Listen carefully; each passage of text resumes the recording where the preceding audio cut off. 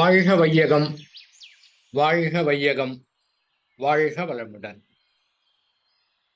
உலக சமாதான பிரியர்களே, உங்கள் அனைவருக்கும் முதற்கண் என் வணக்கத்தை தெரிவித்துக் கொள்கின்றேன். வாழ்க வளமுடன். அனைவரும் இனிதே வாழ்க, வாழ்க வளமுடன். தியானத்திற்கும் மௌனத்திற்கும் உண்டான வித்தியாசத்தை துல்லியமாக உணர வேண்டாம். இப்போது நாம் மௌனம் இருக்கின்றோம் என்ற உணர்வோடு மௌனம் இருக்க போகின்றோம். துவங்கலாம். மௌனம்.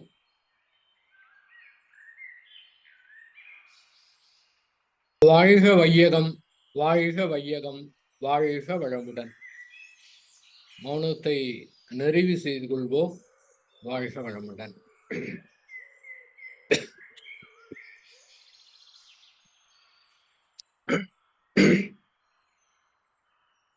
இன்றைய சிந்தனைக்காக நாம் ஒரே யூனிட் என்ற தலைப்பிலே சிந்தனை செய்ய இருக்கின்றோம். ஒரே யூனிட்னா வேற ஒன்றும் கிடையாதுங்க. கணவன் மனைவி 2 பேரும் ஒன்று, இவ்வளவுதான் இன்றைய டாபிக். அதுதான் ஆக்சுவலாக குடும்ப அமைதி அப்படிங்கிற தலைப்பில் நான் பேசணும்னு நினச்சிக்கிட்டு இருந்தேன். பார்த்தீங்கன்னா சோமசுந்தரம் ஐயா அவங்க குடும்ப அமைதிங்கிற தலைப்பை கொடுத்து பேசிட்டாங்க. குடும்ப அமைதி அப்படிங்கிற தலைப்பில் என்னென்ன பேசணுமோ எல்லாமே பேசி சிறப்பாக முடிச்சிட்டாங்க. அது மட்டும் இல்லாமல் கேள்வி பதில் நிகழ்ச்சியும் எல்லாம் முடிச்சிட்டாங்க. இனிமேல் குடும்ப அமைதியில் மேற்கொண்டு பேசுறதுக்கு எதுவுமே கிடையாது. அந்த மாதிரி மிக சிறப்பாக பேசி முடிச்சிட்டாங்க. அதனால் அது ரொம்ப வசதியாக போயிடுச்சு. ஆனால் இன்றைக்கு நாம் எதை பற்றி உணரப்போகின்றோம் என்றால்,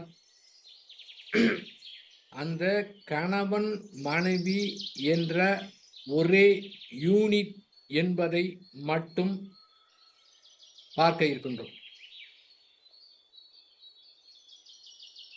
கடவுளால் அனுப்பப்பட்ட இறை தூதர் யார் என்றால் அது வாழ்க்கை துணை, இறை தூதர். அந்த இறைநிலையை அடைவதற்காக அனுப்பப்பட்ட இறை தூதர் வாழ்க்கை துணை.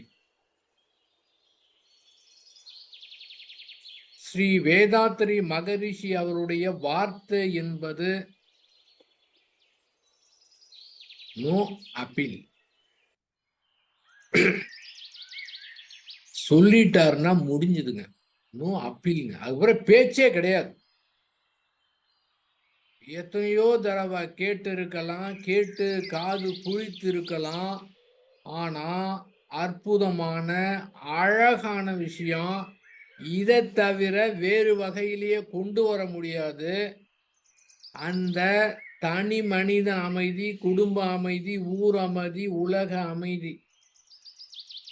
நிஜமாகவே இதை தவிர வேற எதுவாலையும் கொண்டு வர முடியாது. இந்த கணவன் மனைவி 2 பேரும் எப்படி நடந்து கொள்கின்றார்களோ அதை பொறுத்துதான் அத்துணையும். வேற எதுவுமே பேச தேவை. மீது எல்லாமே குடும்பம் மேல ஏனெல்லாம் எப்படியோ நடக்குன்னு சொன்னாங்களோ அது அத்துணையுமே இந்த 2 பேர் இருந்தா போதுமானது. மீது எல்லாமே தானா நடக்கும். தனியா வேற அதை பத்தி பேசவே தேவையில்லை. இந்த 2 பேர் தான். இயற்கை மிக அற்புதமாக அந்த சூப்பர் கம்ப்யூட்டர் அற்புதமாக தேர்ந்தெடுக்குது. அதாவது ஜாடிக்கு ஏத்த மூடி அப்படிங்கிற மாதிரி யார் எந்த மாதிரி வினைப்பதிவோடு இருக்கின்றார்களோ அந்த வினைப்பதிவுக்கு தகுந்தாற் போல அற்புதமாக அதுல தப்பு பண்றதுக்கு சான்ஸே கிடையாதுங்க. உலகத்துல வந்து எல்லாமே என்னன்னு கேட்டீங்கன்னா, அனைத்துமே லவ் மேரேஜ் தான் நடக்குதுங்க.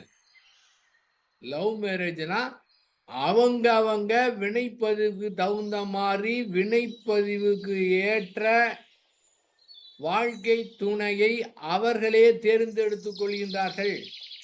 அது அப்பா பார்த்து வைக்கட்டும், ஃப்ரெண்டு பார்த்து வைக்கட்டும், சித்தப்பா பார்த்து வைக்கட்டும், தாய்மாமை பார்த்து வைக்கட்டும், யார் வேணாலும் பார்க்கலாம். ஆனால் அவங்க வினைப்பதிவுக்கு தகுந்த மாதிரி அவர்களே தேர்ந்தெடுத்து வாழ்க்கை துணையை தேர்ந்தெடுத்துக் கொள்கின்றார்கள். அந்த வினைப்பதிவுக்கு தகுந்த மாதிரி அந்த 2 பேரும் தான். அது 2மே ஒரே யூனிட் தான். ஒன்று தான். 2 பேரும் வேறு வேறு கிடையாது. ஒன்று தான் அப்படின்னு முடிவெடுத்து இருந்தார்கள் என்றால், உலகத்தில் நடக்கக்கூடிய நிகழ்ச்சிகள் எல்லாம் பெரிய அதிசயம் மாதிரி நடக்குங்க.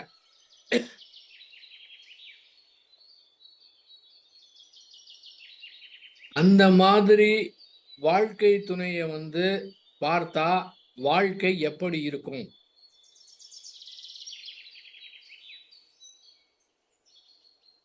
அப்படி பார்க்கும்போது வேறு எந்த விதமான எதிர்பார்ப்பும் இருக்கக்கூடாது. அதாவது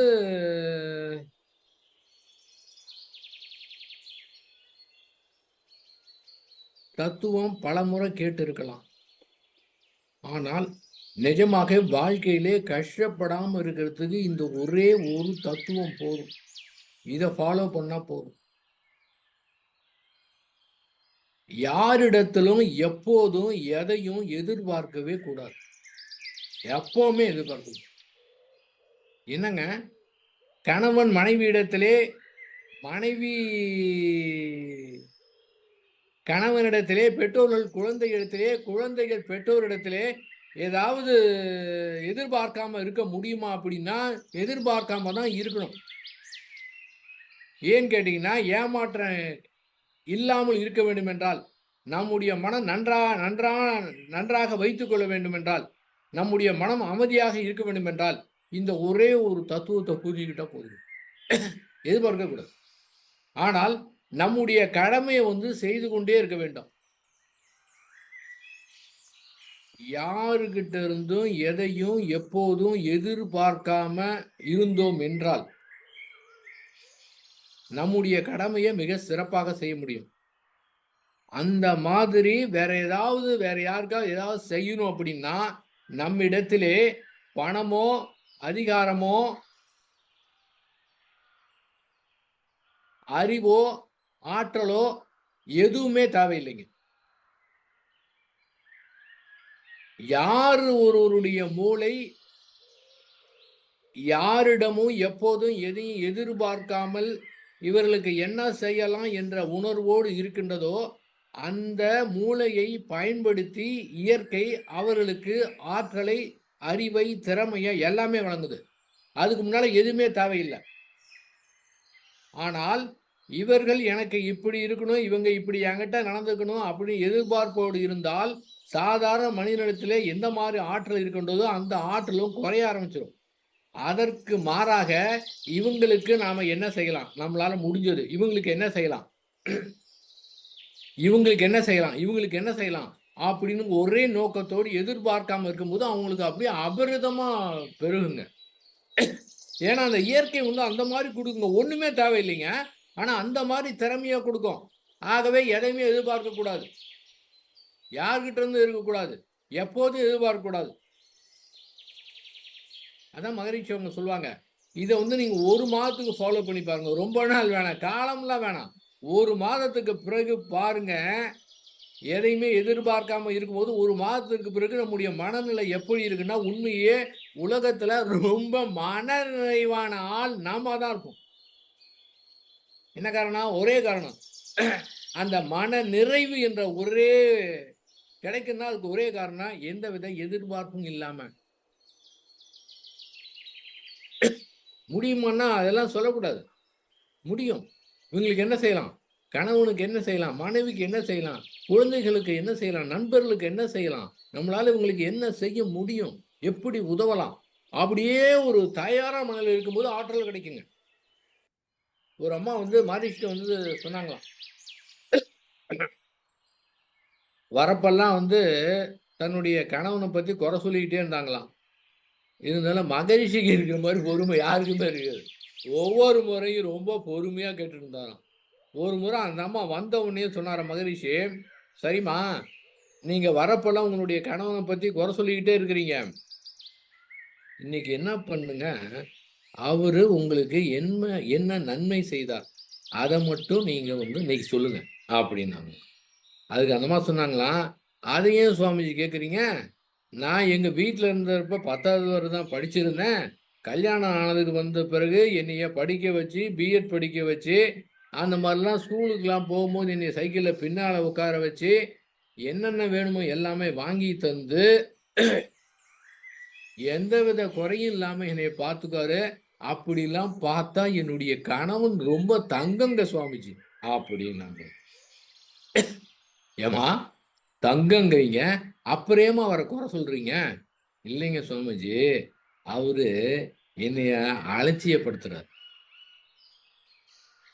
ஏம்மா, அவருகிட்ட வந்து ஆ 9 நன்மை இருக்கு. ஒரே ஒரு குறை இருக்கு, உங்கள அலட்சியப்படுத்துறாரு. இவ்வளவுதானே?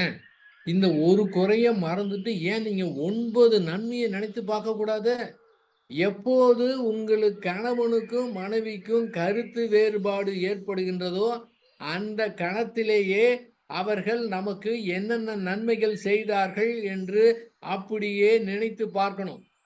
பொண்ணு பார்க்க போன நாள்ல இருந்து, இல்லைன்னா வந்து கல்யாணம் ஆன நாள்ல இருந்து, அவர்கள் எவ்வளவு அன்பு வைத்தார்கள், என்னெல்லாம் செய்திருக்கின்றார்கள் என்று நினைத்து பார்த்தா, இந்த கருத்து வேறுபாடு அப்படியே மறைந்து விடும். முடிஞ்சது. மகரிஷி அவங்க சொன்னதுக்கு பிறகு அந்த அம்மா ஃபாலோ பண்ணாங்க. 1 மாதம் கழித்து வந்து சொன்னாங்களாம். "உண்மையாகவே சுவாமிஜி, நான் ரொம்ப நிறைவா இருக்கிறேன். நீங்க சொன்னத ஃபாலோ பண்ணதுனால, இப்ப நான் ரொம்ப மன நிறைவா இருக்கிறேன்." என்ன காரணம்? மனசு தாங்க காரணம். வேற ஒண்ணுமே இல்ல. மனது தான் காரணம். அதுக்கு பிறகு அவங்க சொன்னாங்களாம். இந்த குறை சொல்லக்கூடிய பழக்கம் எப்படி வந்துன்னு அவங்களே கண்டுபிடிச்சுட்டாங்க. அவங்க ஸ்கூல் டீச்சரா இருக்கிறாங்க. லஞ்ச் டயத்துல எல்லாரும் சேர்ந்து சாப்பிடும்போது ஒவ்வொருத்தரும் தன்னுடைய கணவன பத்தி, தன்னுடைய மாமியார பத்தி, நாத்தனார பத்தி எல்லாம் குறை சொல்லிட்டு இருப்பாங்களாம். இவங்க பார்த்தாங்களாம். எல்லாரும் குறை சொல்றாங்களே, நம்ம மட்டும் குறை சொல்லாம இருந்தா நல்லா இருக்குமா? அப்படின்னு சொல்லி குறை சொல்ல ஆரம்பிச்சு, இதே பழக்கமா போயிடுச்சு. மகரிஷி அவங்க வந்து சொன்னதுக்கு பிறகு என்ன பண்ணாங்க, ஒரு நாள் இவங்க கணவன பத்தி, மாமியார பத்தி புகழ்ந்து பேசினாங்க. இப்ப என்னாச்சு, எல்லாரும் புகழ்ந்து பேச ஆரம்பிச்சுட்டாங்க. அந்த இடத்துல அலையைக்குமே மாறிருச்சு. பாருங்க, ஒரே ஒரு ஆள்னால அங்க அலையைக்கே மாறிருச்சு. எல்லாரும் குறை சொல்றதில்ல, எல்லாரும் புகழ்ந்து பேச ஆரம்பிச்சுட்டாங்க. இது என்னமோ ஆ ஒரு மன திருப்திக்காக அந்த மாதிரி கிடையாதுங்க. நெஜமாகவே, நெஜமாகவே நீங்க எதிர்பார்க்காம அந்த நன்மைய நினைத்து வந்து பார்க்கணும். அதாவது மனத இது மாரி வைத்துக்கிறதுக்கு இருக்கிறது வேற மாரி இருக்கு. ஏன் இதுக்காக நான் அட்ஜஸ்ட் பண்ணிக்கிறேன் அப்படிங்கிற மாரி இல்ல. நெஜமாவே அந்த மன நிறைவு கிடைக்குங்க.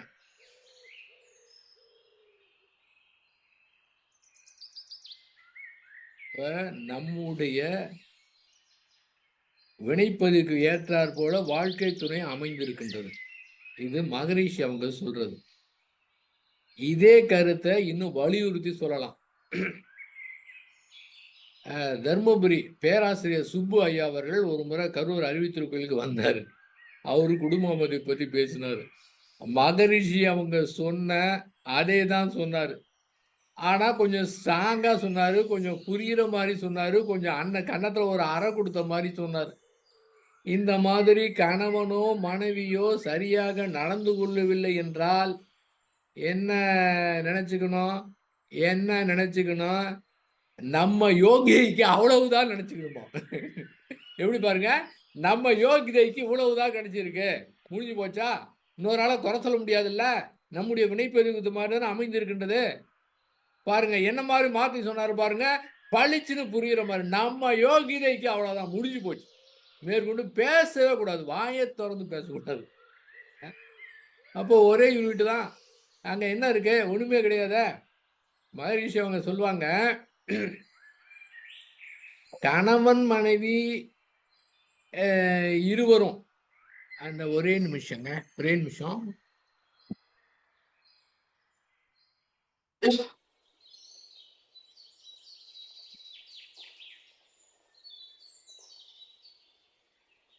கணவன் மனைவி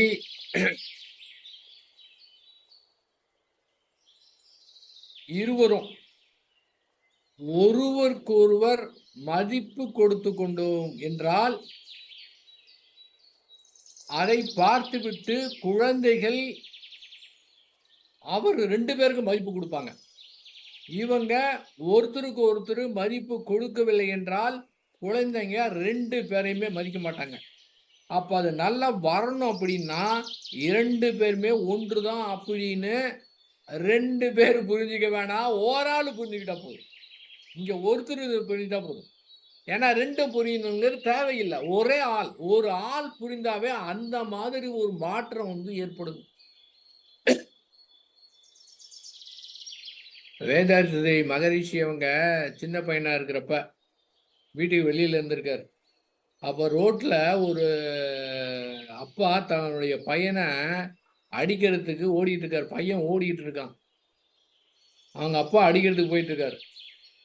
மகரிஷியுடைய அப்பா சொன்னாராம், "ஏங்க உங்க பையன இது மாரி அடிக்கிறதுக்கு தொரத்துறீங்க, உட்டுருங்க. உங்க பையன் தானே" அப்படின்னாராம். "இல்லைங்க, அவன் என் பையன் இல்லைங்க. வம்புக்கு பொறந்தது" அப்படின்னாராம் அவரு. அப்புறமா அவர கூப்பிட்டு, "என்னங்க சொன்னீங்க? வம்புக்கு பொறந்ததுன்னு சொல்றீங்களேன்னு" கேட்டதுக்கு அவரு சொன்னாராம், "இல்லைங்க, நான் ஒண்ணு சொல்லுவேன், என்னுடைய மனைவி ஒண்ணு சொல்லுவா. 2 பேரும் சண்டை போட்டுக்கிட்டு இருக்க சமயத்துல வம்பு இழுத்துக்கிட்டு இருக்கிறப்ப பொறந்த குழந்தைங்க. அதாங்க வம்புக்கு பொறந்த குழந்தைன்னு" சொன்னாராம். அப்ப அந்த குழந்தை எப்படி பிறந்தது? 2 பேரும் சண்டை போட்டுட்டு இருக்கிறப்ப பிறந்த குழந்தைன்னு சொன்னாராம். ஒரு சாதாரணமா கிராமத்துல இருக்கிற ஒரு ஆள் வந்து அந்த மாதிரி சொல்றாரு. அப்போ என்ன? ம். அப்ப எப்படி வந்து அங்க இருக்கணும்? எந்த மாரி இருக்கணும்? எப்படி ஒரே இதா இருக்குதுங்கிறத புரிஞ்சுக்கணும். அப்ப சொன்ன மாரி ஒரு ஆள் புரிஞ்சுக்கிட்டா போதும். ஒரு ஆளுடைய காரணத்தினாலே மத்தது எல்லாம் சரியாயிரும். இன்னொரு ஆள பத்தி நெனைக்கவே கூடாது. மகரிஷிலருந்து ஒரு அம்மா தான் வந்து சொன்னாங்க. "நீங்கலாம் கரெக்ட் சுவாமிஜி எல்லாம் பேசிட்டு இருக்கீங்க. ஆனா என் வீட்டுக்காரர் படுத்துற பாடு இருக்கே, இதெல்லாம் வெளியிலே சொல்ல முடியாதுங்க. நீங்க எப்படி இதெல்லாம் நீங்க வந்து அது மாரி வந்து பேச முடியும்?" அப்படின்னு. அப்படிலாம் கிடையவே கிடையாது. ஒருத்தர் வந்து புரிஞ்சுக்கிட்டாங்கன்னா, அங்க கண்டிப்பா மாற்றம் நடக்கும். நீங்க எதிர்பார்க்க கூடாது. நிஜமாவே வாழ்க வளமுடன்னா, அதுக்கு வந்து என்ன அற்புத பலன் இருக்குது தெரியுங்களா? நீங்க எதிர்பார்க்காம வாழ்த்தணும். எ இப்பலாம் எப்படி மன்றத்த நடத்துறாங்கன்னு தெரியல. தவம் முடிச்ச உடனே இதெல்லாம் சொல்லி வந்து சொல்லுவாங்க. நான் சொல்லிருவேன். வாழ்க வளமுடன். இந்த 2 வார்த்தையில எல்லாம் முடிஞ்சுச்சு. அந்த வளமுடன்ல எல்லா அர்த்தமும் அடங்கி இருக்குது. நீங்க போயி அருட்பேராற்றலுக்கோ, இயற்கைக்கோ எந்தவித கட்டளையும் இடத் தேவையில்லை. இப்படி நடக்கணும், அப்படி நடக்கணும். அதெல்லாம் வாய் தொறந்து பேசக்கூடாது. நம்முடைய கடமை வாழ்க வளமுடன் மட்டும்தான். சில பேர் என்கிட்ட சொல்லுவாங்க, "இந்த மாரி என் பொண்ணுக்கு கல்யாணம் ஆகணும், சீக்கிரமா ஆகணும்னு வாழ்த்துங்க" அப்படிம்பாங்க. சீக்கிரம் ஆகணும்லாம் வாழ்த்த தேவையில்ல. வாழ்க வளமுடன் வாழ்த்துனா போதும். சீக்கிரமா நடக்கணும்னு வாழ்த்துனா, சீக்கிரமா நடந்தா சிக்கல் ஏற்படுறதுக்கு சான்ஸ் இருக்கு. அது அந்தந்த காலகட்டத்தில நடக்கும். எதுவுமே எனக்கு இப்படிதான் வேணும்னு கண்டிஷன் பண்ணி வாழ்த்தீங்கன்னா நடக்க வாய்ப்பு இருக்குது. அதனால ஏற்படக்கூடிய துன்பமும் இருக்குதுங்க. அதனால கண்டிஷனே பண்ணக்கூடாதுங்க. எதையுமே கேட்கக்கூடாதுங்க. நம்முடைய கடமைய செய்யணும். வாழ்த்துவது கூட நம்முடைய கடமை தான். அங்க எதிர்பார்க்கக்கூடாது. இது மாரி வாழ்த்து பயணம் பேசுறப்ப அவங்க அப்படி மாறியிருக்காங்க, இப்படி மாறிருங்க. அதெல்லாம் தேவையே கிடையாது. யாருமே வந்து மாறுவதற்கெல்லாம் கிடையவே கிடையாது. நம்முடைய மனசு தான் மாறிரும். அதனால நம்முடைய நோக்கம் அவர்கள் நன்றாக இருக்க வேண்டும் என்ற நோக்கத்தோடு மட்டும் தான் வாழ்த்தணுமே தவிர, மீதி எதுவுமே தேவையில்ல. வேற அதுல கூட எதிர்பார்ப்பு என்பது இருக்கவே கூடாது. அது மாரி வாழ்த்தும்போது, அது உண்மையான வாழ்த்து. உண்மையாகவே அந்த உள்ளத்திலிருந்து அந்த மகிழ்ச்சியில அந்த பூரித்து வரக்கூடிய வாழ்த்து பெரிய பலனை விளைவிக்குங்க. எதிர்பார்த்த கொஞ்சம் கூட சிறிது கூட எதிர்பார்த்தாலும் அதுக்கு உண்டான பலனே கிடைக்காதுங்க. நம்ம நோக்கம் என்ன? நோக்கம் அவங்க நல்லா இருக்கணும். இவ்வளவுதான். வேற எந்த நோக்கமும் இருக்கக்கூடாது. அந்த மாரியில இருக்கும்போது என்ன மாற்றம் நடக்கும் தெரியுங்களா? ஒருத்தர் மிலிட்டரி ஆபீசர். மிலிட்டரிக்காரனா எப்படி இருக்கணும்? அவரு வந்து 9 மணிக்கு அவரு ஆபீஸ் கிளம்புனாருன்னா, பையன் சைக்கிள எடுத்து தொடச்சு வைக்கணும். பொண்ணு ஷூவ தொடச்சு வைக்கணும். ஒய்ஃபு டிஃபன கொண்டாந்து 9 மணிக்கு கரெக்ட்டா வைக்கணும். இதுல எது நடக்கவில்லை என்றாலும் அத்தனை பேருக்கும் திட்டு. இருக்கிறதுலே அதிகமா திட்டு வாங்கக்கூடியது அவங்களுடைய மனைவி தான்.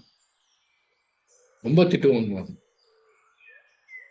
அந்த அளவுக்கு கொஞ்சம் கூட அது மாறாம இருக்கணும். அந்த மாரி ஸ்ட்ரிக்ட்டா இருக்கிறவரு. அவரு ஒரு நாள் வந்து மழை பெய்யுற நேரத்துல ஒதுங்குனாரு ஒரு மன்றத்துக்கு. அன்றைக்கு வாழ்த்தும் பயனும் பேசிட்டு இருந்தாங்க. வாழ்க வளமுடன்ங்கிறத வந்து பேசுனாங்க. அவருக்கு ரொம்ப பிடிச்சு போயிருச்சு. அது இல்லாம இந்த குடும்ப அமைதி கூட அன்னைக்கு பேசுனாங்க. அவருக்கு ரொம்ப கஷ்டமா போயிருச்சு. ஆகா! எவ்வளவு பெரிய அற்புதமான தத்துவம். நாமெல்லாம் வந்து மனைவி இந்த மாரி திட்டி இருக்கிறோமே! அப்படின்னு முதலா ஃபீல் பண்ணி அன்னைக்கு வீட்டுக்கு போயிட்டு சொன்னாராம். அதாவது அந்த மாரி திட்டும்போது அவங்க மனைவி எதுவுமே பேச மாட்டாங்களாம். ஒண்ணு கூட வாய திறந்து பேசவே மாட்டாங்களாம். அவரு போய் கேட்டாராம், "இந்த மாதிரி உன்னை எத்தனையோ தடவ திட்டியிருக்கேன். ஒரு தடவ கூட நீ வாய திறந்து எதுவுமே சொல்லலையே! எப்படி உன்னால முடியுது? என்ன காரணம்?" அப்படின்னு கேட்டாராம். அதுக்கு அந்த அம்மா சொன்னாங்களாம், "நீங்க வீட்ட விட்டு போம்போது ஒரு தடவ தான் திட்டுறீங்க. நீங்க போனதுக்கு பிறகு நான் மனசுக்குள்ளார திட்டிக்கிட்டே இருக்கிறேன்" அப்படின்னாங்களாம். அவரு பயந்துட்டாராம். ஃபர்ஸ்ட்டு உன்னைய தான் மன்றத்துக்கு கூட்டிட்டு போணும்னு சொன்னாராம். அப்புறம் 2 பேரும் கத்துக்கிட்டு ரொம்ப நல்லாயிட்டாங்க. அவன் குடும்பம் ரொம்ப அமைதியா இருக்கான். பாருங்க. ம்.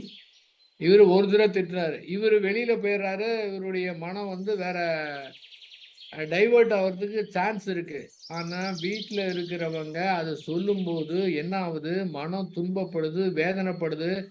திரும்ப திரும்ப அத நினைக்கும்போது, அதுவே ஒரு வருத்த அலையாக மாறி, அதுவே ஒரு இயற்கையான சாபமாக மாறிவிடுகின்றது.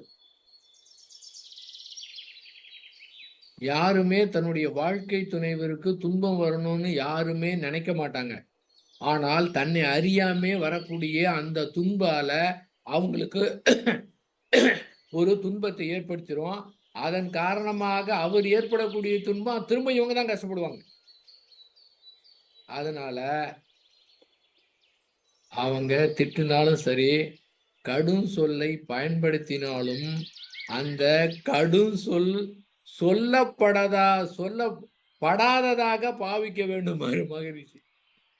சொல்லிட்டாங்கன்னா, அத சொல்லாத மாரி நெனச்சுக்கணுமாம். என்னங்க இது? சொல்லியாச்சு, கஷ்டமா இருக்கு, தாங்க முடியாத வேதனை இருக்குது.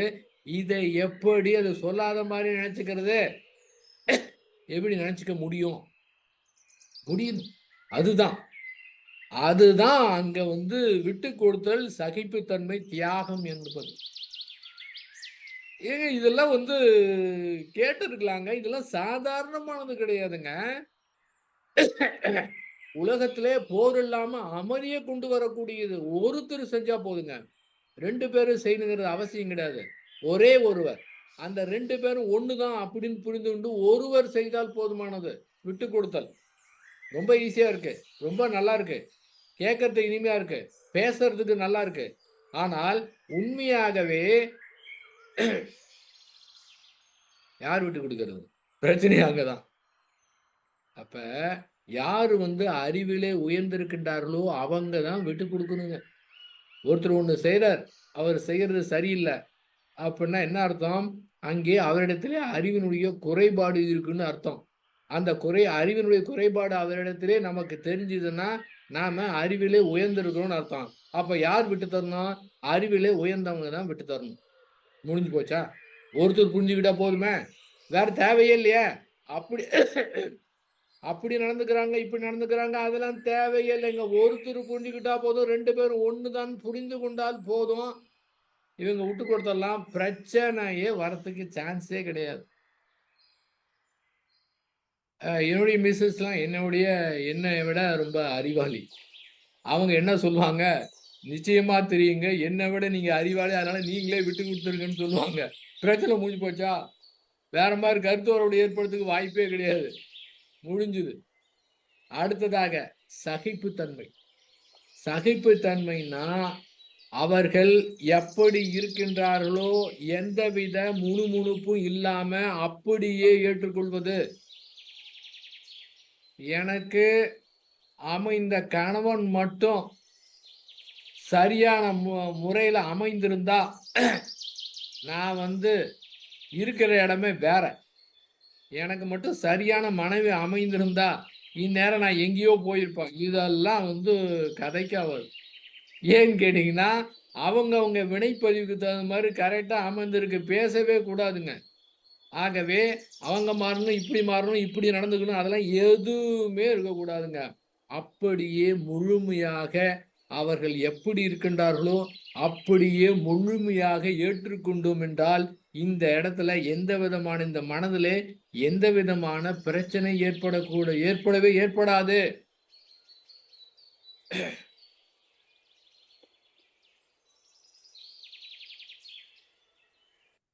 என்னுடைய கணவன் தீபாவளிக்கு என்னைய கேட்காமயே பட்டு புடவை எடுத்து குடுக்கணும்.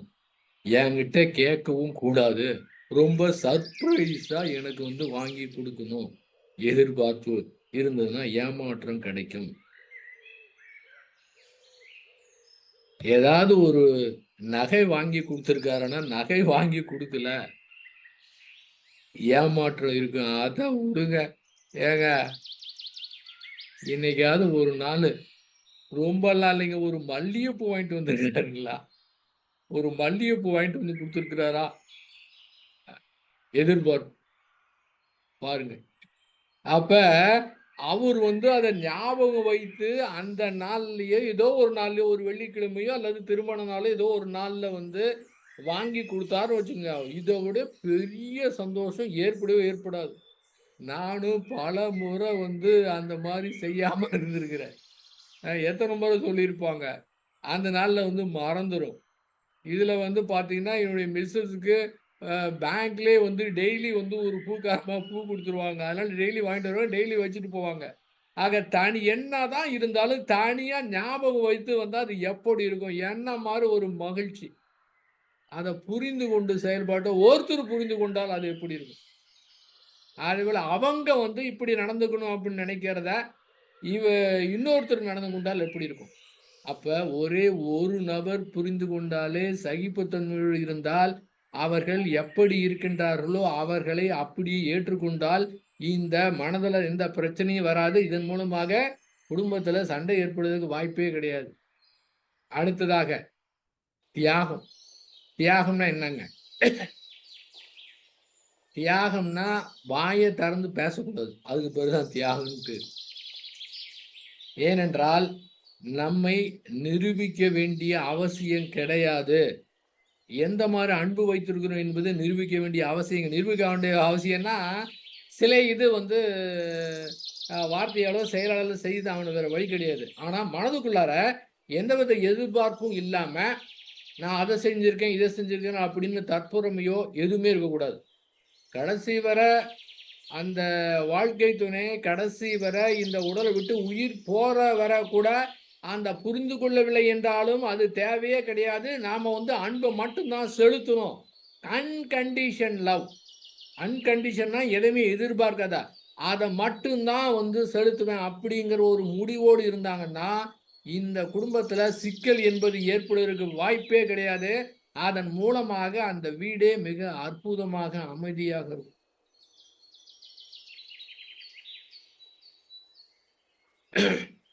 ஒரு பேராசிரியர் ஒருவர். அவரு இந்த தியானம்லாம் கொடுப்பதற்கு முன்பாக, கற்றுக்கொள்வதற்கு முன்பாக அவருக்கு அடிக்கடி கோவம் வரும். அவருக்கு கோவம் வந்துன்னு வச்சுக்கோங்களேன், அவங்க மனைவி என்ன பண்ணுவாங்க தெரியுங்களா? உடனடியாக கோவம் வந்தவுடனே உடனே அவங்க இதெல்லாம் கழட்டி வச்சுருவாங்களாம். மூக்குத்தி தோடெல்லாம் கழட்டி வச்சிருவாங்களாம். ஏன்னா அடிக்கிற அடியில எல்லாமே வந்து உடைஞ்சிரும். அந்த மாதிரி கோவம் வரும். மன்றத்துக்கு வந்ததுக்கு பிறகு அதெல்லாம் தவிர்த்து ரொம்ப நல்லா நடந்துக்கிட்டார். இருந்தாலும் அவ்வப்போது ஏதாவது கருத்து வேறுபாடுல சண்டை போட்டுக்குவாங்க. ஒரு நாள் வேதாத்திரி மகரிஷியை அவங்க வீட்டுக்கு கூப்பிட்டுருக்கிறாங்க. மகரிஷி போயிருக்கார். ஒரு கெஸ்ட் வந்தா எப்படி நடந்துக்குவாங்க? அதுவும் குருவே வந்திருக்காருன்னா எப்படி நடந்துக்குவாங்க? 2 பேரும் எப்படி பவ்யமா வரவேற்று எப்படி ஒருத்தர் ஒருத்தர் நடந்துக்குவாங்க? சாப்பிட்றதுக்கு ஏதோ குடுத்தாங்க. மகரிஷி சாப்பிட்டாரு. சாப்பிட்டு முடிச்ச உடனே சொன்னாராம், சரி இதெல்லாம் நல்லா தான் இருக்குது. ஆனா கணவன் மனைவி ஏன் இப்படி 2 சண்டை போட்டுக்கிட்டே இருக்கிறீங்க அப்படின்னு கேட்டாராம்.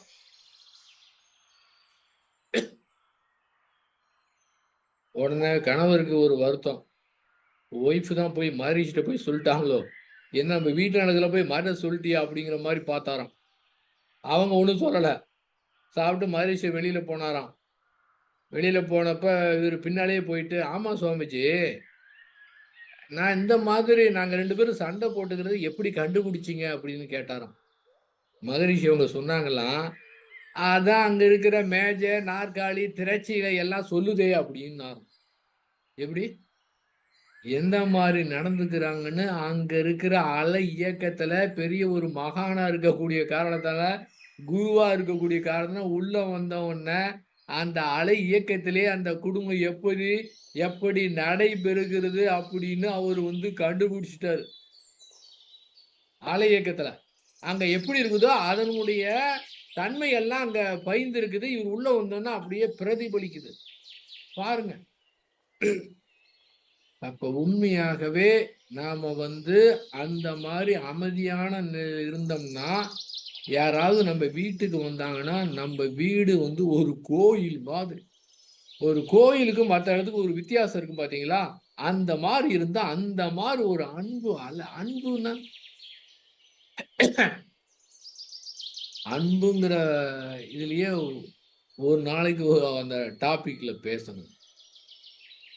அன்பாக இருக்கணும். படிக்கலாம், கேட்கலாம், பேசலாம். மிக இனிமையா இருக்கும். உண்மையாகவே அந்த அன்ப போய் டச் பண்ணி பார்த்துருக்கணுங்க. உண்மையாகவே.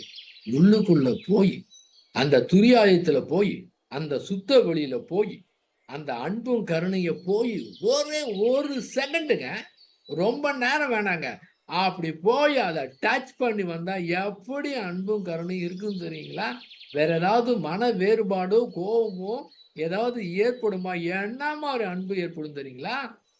அ இத வந்து பேசிட்டு ஏற்படக்கூடியது அல்ல. அந்த மாரி கிடையாதுங்க. நிஜமாவே அத போய் டச் பண்ணா, அந்த மாரி உணர்வு வந்து ஏற்படும். அந்த மாரி இருக்கும். அப்ப எதுவுமே வந்து யாருக்குமே நம்முடைய அன்ப நிரூபிக்க வேண்டிய அவசியமும் கிடையாது. நான் அத செய்தேன், இத செய்தேன்னு யாருக்குமே தெரிந்துக்க வேண்டிய அவசியமும் கிடையாது. அந்த மாரி தியாக உணர்வோடு அதான் மகரிஷி அவங்க சொல்வாங்க. அந்த குடும்ப அமைதிக்காக வந்து எத வேணாலும் தியாகம் செய்யலாம் கற்பை தவிர அப்படிம்பாங்க. அப்ப எப்படி பாருங்க. அப்ப ஒருவரை ஒருவர் புரிந்து கொண்டா ஒருத்தர் புரிஞ்சுக்கிட்டா போதும்.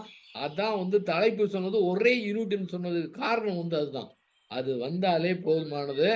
அதன் சார்பாக வரக்கூடிய குழந்தைகள், குழந்தைகள் வந்து வெளியில நடந்துக்கிற முறை, சமுதாயத்துல நடந்துக்கிற முறை, அவங்க வந்து 4 பேருக்கு நன்மை செய்யக்கூடிய முறை எல்லாமே இந்த 2 பேர்கிட்ட தான் இருக்குது. இந்த 2 பேரு தான் மிக முக்கியமானது. எப்படி வந்து புரிந்து கொள்வது? என்னுடைய மேரேஜுக்கு முன்னே இத நான் பேசினேன். ஒருத்தர் வந்து கேட்டாரு. "என்னங்க மேரேஜுக்கு முன்னாடி இந்த மாரி பேசுறீங்க. உங்களுக்கு எப்படி தெரியும்? எப்படி நீங்க பேசலாம்ன்னு?" கேட்டாரு.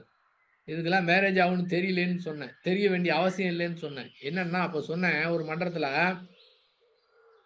அதாவது குடும்பம் என்றால் என்ன? திருமணம் என்றால் என்ன? என்பதை தெரிந்து கொள்ளாமலே திருமணம் செய்து கொள்கிறார்கள். குழந்தை என்றால் என்ன என்பதை தெரியாமலே குழந்தை பெற்றுக் கொள்கிறார்கள். அப்ப இதனால பெரிய பிரச்சனை, சிக்கல் தான் ஏற்படுது. அவங்களுக்கும் சிக்கல், குடும்பத்துக்கு சிக்கல், சமுதாயத்துக்கு சிக்கல். அப்படி பார்த்தோம்னா 50% பேர் வந்து குடும்பத்தை எப்படி நடத்துறது, குழந்தை எப்படி வளர்க்கணும்னு தெரியாம மேரேஜ் பண்ணிக்கிறாங்க, குழந்தையை பெத்துக்கிறாங்க. அப்ப 50% பேரு சரியா தெரியவில்லை. 50% பேரு குடும்பம் சரியாக நடத்த தெரியவில்லை. ஒரு 25% பேர் தங்களுடைய குடும்பத்தை அமைதியாக நடத்துவதாக நடிக்கிறார்கள். மீதி இருக்கிற 25% பேர் தான் உண்மையாவே குடும்பத்தை அமைதியாக நடத்துறாங்க அப்படின்னு சொன்னேன். இது மேரேஜுக்கு முன்னாடி சொன்னது. அதுல வந்து ஒருத்தர் சொன்னாரு, "ஏங்க உங்களுக்கு எப்படிங்க தெரியும்? இதெல்லாம் இத கண்டுபிடிக்கவே தெரியல. எத்தனையோ வீட்ல பார்க்குறோம். எத்தனை பேர் உங்ககிட்ட வந்து பேசுறாங்க. அத வச்சு தெரிஞ்சுக்கிட்டேன்னு" சொன்னேன். அப்புறம் இன்னொரு மண்டத்துல ஒருத்தர் சொன்னாரு, "நீங்க சொல்றது தப்புங்கன்னாரு." என்னங்க தப்புன்னேன்.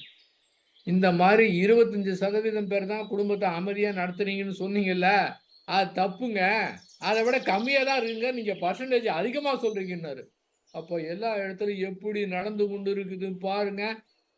நிஜமாகவே அந்த 2 பேர்ல ஒரே ஒருவர் புரிந்து கொண்டாலே பெரிய மாற்றத்த, சமுதாய மாற்றத்த, இந்த மாதிரி வேற மாரி சமுதாய மாற்றத்த ஏற்படுத்தவே முடியாது. பெரிய தொண்டுலாம் போய் செய்யவே தேவையில்ல.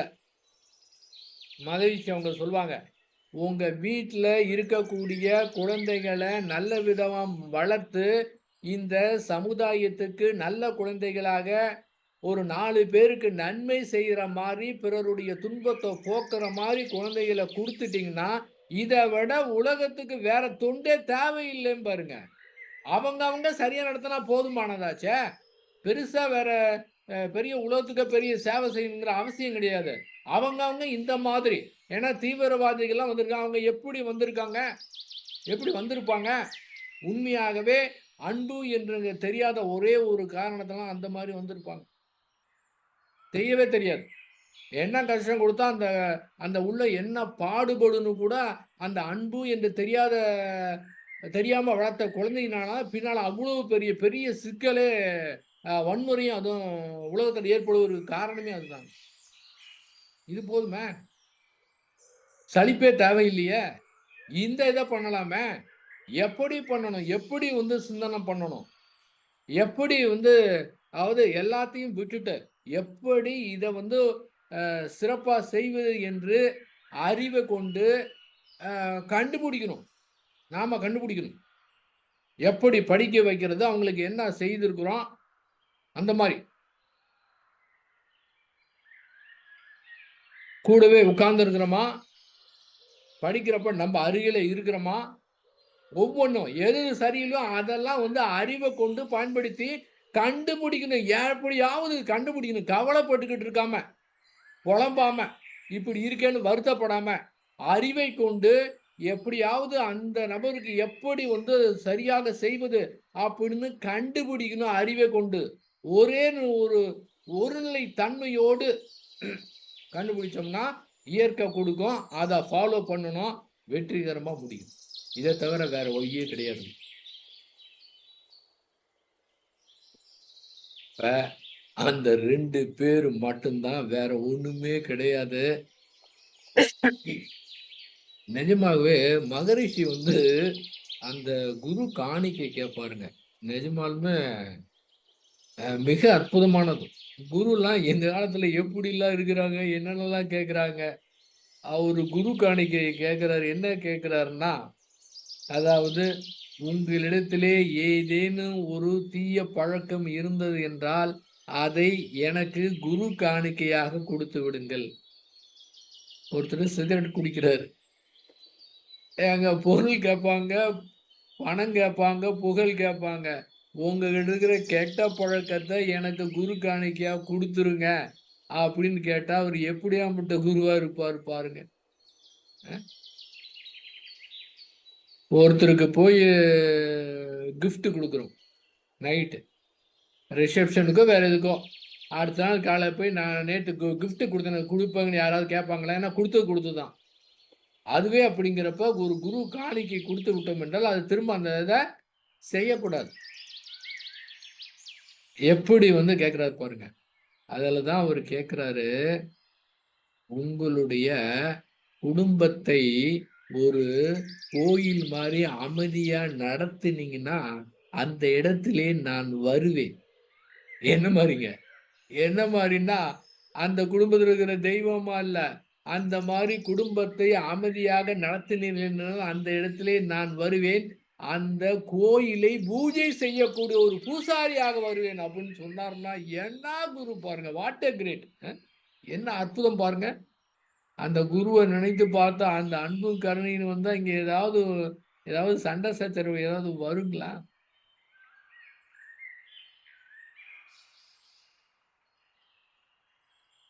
என்னமோ பேசுறீங்க போங்க. நீங்க பேசுறீங்க நல்லா தான் இருக்குது. ஆனா தூங்கி எந்திச்சு காலையில இருந்தா இங்க இருக்கக்கூடிய பிரச்சனை பெரிய பிரச்சனையா இருக்கு. அது மாதிரிலாம் பேசவே கூடாது. தெளிவா புரிஞ்சுக்கிட்டா. தெளிவா இவர் கற்றுக் குடுத்தத தெளிவா புரிந்து அப்ப சரியா புரியலன்னு அர்த்தம். சரியா புரிந்து கொண்டு விட்டோம் என்றால், இத ஒருத்தர் 2 பேர்ல ஒருத்தர் மட்டும் ஃபாலோ பண்ணாவே அந்த மாதிரி மாற்றத்த ஃபீல் பண்ண முடியும். எல்லாம் தவிடு பொடியாயிருங்க. எப்படி வேணா இருக்கட்டுங்க. என்ன மாரி வேணா இருக்கட்டுங்க. அத்துணையுமே அத்துணையுமே மாறி அப்படியே அது ஒரு பெரிய எப்படி சொல்றது? அந்த மாரி ஒரு அன்பும், கருணையும் ஏற்பட்டு போயிரும். இது பெரிய மிராக்கிள் மாரி. இதுக்கெல்லாம் நீங்க எந்தவித ஹார்ட் ஒர்க்லாம் பண்ணவே தேவையில்ல. சரியா புரிஞ்சுக்கிட்டு எதிர்பார்க்காம அன்பு மட்டும் தான். எதிர்பார்க்காம அன்பு மட்டும் தான். எதிர்பார்க்காம வாழ்த்து மட்டும் தான். அது இருந்தாலே போதுமானது. தானாவே மாற்றம் நடக்குங்க. பாரு எவ்வளோ அற்புதமான ஒரு சீக்ரெட் அங்க வச்சிருக்காரு பாருங்க. ஒரு தனி ஆள் ஒருத்தர் இருக்கிறார். மேரேஜ் பண்ணிக்கல. இஷ்டம் போல நடக்கலாம். என்ன வேணாலும் பண்ணலாம். ஒரு இதே கிடையாது. ஆனால் ஒரு வாழ்க்கை துணை என்று வரும்போது, அங்க அந்த எல்லாமே அங்க வந்துரும். அந்த குடும்பத்துல கடைபிடிக்கிறது தானாகவே அந்த இடத்துல வர ஆரம்பிச்சுரும். வேற உறவு அப்பாவோ, அம்மாவோ, சகோதர, சகோதரிகள பிரச்சனை, சண்டைன்னா அவங்க விட்டுட்டு விலகி போயிருவாங்க. ஆனா இத மட்டும் விலக முடியாது. அது இந்திய நாட்டுல விலக முடியாதுங்க. வேற வழி கிடையாது. ஒருத்தர் பார்த்தாகணும். நடத்தி தான் ஆவணும். வேற வழியே கிடையாது. அப்ப இருந்துட்டு போலாமே! ரொம்ப தவிர்க்க முடியாத பெரிய டார்ச்சர் பண்ணக்கூடிய, பிசிக்கலா துன்பம் குடுக்கக்கூடிய ஒரு சாடிஸ்ட்டா ஒருத்தர் இருந்தா மட்டும் தான், அந்த இடத்துல டைவர்ஸ் அப்படிங்கிற இடத்துக்கு போணுமே தவிர, வேற வகையில அது போகவே கூடாது. இப்ப இளம் தலைமுறையில ரொம்ப பேர் அதெல்லாம் பார்க்குறோம். சாதாரணமா புரிந்து கொள்ளாம, இது கற்பனையான எதிர்பார்ப்பு. மேரேஜுக்கு முன்னாலேயே அப்படி இருக்கணும், இப்படி இருக்கணும், இப்படி நடந்துக்கணும்னா இதெல்லாம் முடியாது. சினிமால வேணா நடக்கலாம். நடைமுறை வாழ்க்கையில ஒத்து வராதுங்க. ஆக மானசீகமாக சினிமா நடக்கலாம் அப்படிலாம்னா, அது நடைமுறை வாழ்க்கையிலே ஒரு இல்லற வாழ்க்கையில அது நடக்கிறதுக்கு வாய்ப்பே கிடையாது. ஆனா கற்பனையெல்லாம் விட்டுட்டு எதார்த்தமான உண்மைய புரிந்து கொண்டு, நம்ம உலகத்துக்கு ஏதாவது நன்மை செய்யணும் அப்படின்னா, இத மட்டும் சரியா செய்தாலே மாற்றம் ஏற்படும். அதுதான் மகரிஷி இவங்க மனைவி நல வேட்பு நாள்னு ஒன்று வைத்தாங்க. வேற யாருமே இதுவரை குடுத்ததே கிடையாது. அப்பாவுக்கு, அம்மாவுக்கு லவ்வர்ஸ் டே அந்த டே, இந்த டேன்னு இருக்கு. யாருமே அந்த ஒரே ஒரு நபர் கோணத்துல மகள்னா வேற, மனைவின்னா அப்ப இங்க வேற. எப்படி பாருங்க? அ அந்த ஒரு அந்த ஒரு நபருக்கு அப்படிங்கிற முறையில மகரிஷிய அமைத்தாங்க. ஃபர்ஸ்ட்டு கூடுவாஞ்சேரில ஒரு மண்டபத்துல நடந்தது. எனக்கு போறக்கூடிய வாய்ப்பு கிடைக்கல. ஆனா அவங்க போனவங்க சொன்னாங்க. அந்த மாரி அதுல என்ன நடக்குமோ அதெல்லாம் முழிச்சுட்டு, இத பார்த்துட்டு எல்லாரும் போய் தன்னுடைய மனைவிய அந்த மாரி நடத்தணும் அப்படின்னு சொன்னான்.